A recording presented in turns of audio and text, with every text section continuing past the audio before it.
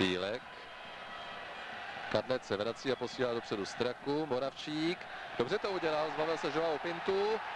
Moravčík. Stále on. Možnost pro Chovance a to je penalta. Ano. Pokutový kop za faul na Chovance. Přesně v 9. minutě, končící 9. minutě zápasu. Chovanec faulován po krásné akce Moravčíka. Tady to vidíte. Moravčík si zasekl. Tam byl Nunes, který se mu nedokázal postavit do cesty. Chovanec. A zcela jednoznačně pokutový kop za faul na Josefa Chovance.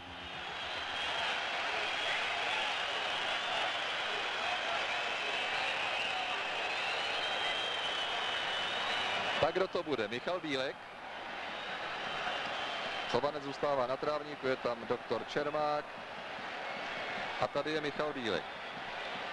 Na tuto branku proměnil před necelým měsícem pokutový kop proti Fenerbahce Istanbul. Jestli jsem dobře viděl, byl to Nobrerosa Frederico, který fauloval Chovance. Nuněš se nedokázal postavit Moravčíkovi do cesty, ale pak to byl černovlasý stoper Frederico. Teď už ovšem začala 11. minuta. Bílek. Gól, gól, gól! V 11. minutě utkání Michal Bílek 1-0. 6. reprezentační gól Michala Bílka. A tady to máte ze záznamu z pohledu zadní kamery. On si na to Silvínu sáhl.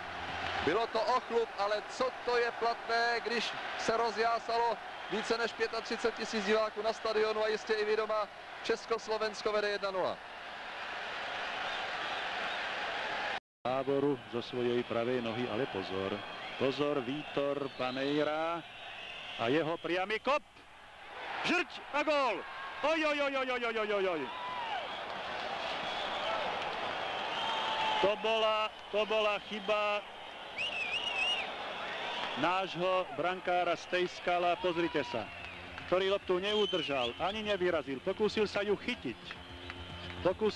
chytiť do rúk, lopta sa mu vyšmykla na brvno a Rujaguáš úplne voľný hlavičkuje do našej siete.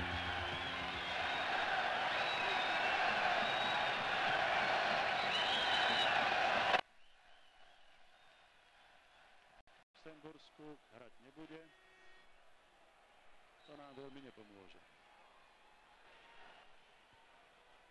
No, chcelo by to teraz podobnú strelu, akú vypálil v 30. minúte Vítor Paneira.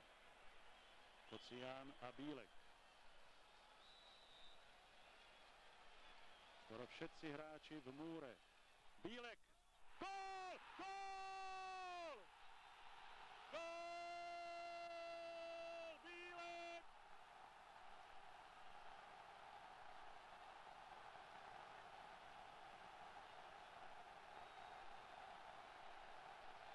A Silvínu sa ešte teraz čuduje. Čo sa mu to vlastne prihodilo. Míša Bílek, pozrite sa, fantasticky ponad múr. A Silvínu prakticky ani nereagoval. A ešte raz. Tam bol voľný ľavý kút a presne tam Bílek trafil. Až teraz vlastne Silvínu zrejme loptu spadal. Už sa to nedalo. Bravo. Míša Bílek, hrdinom tohoto zápasu. Do týchto chvíľ